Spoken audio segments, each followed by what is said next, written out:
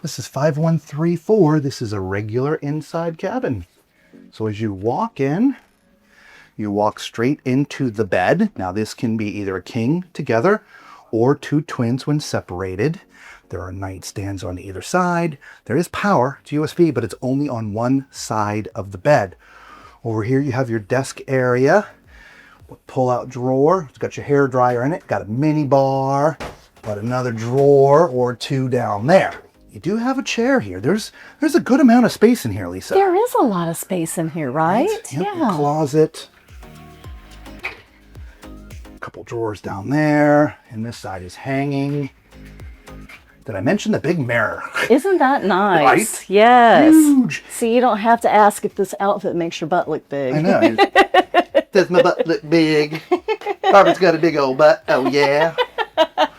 All right, and then the bathroom. So this looks like the bathrooms and the ocean views and the regular balconies, right? Toilet's in a good place for someone my height, which is 6'4". Same thing with the shower. All right, you see there's some soap dispensers in there, as well as over there for your hands.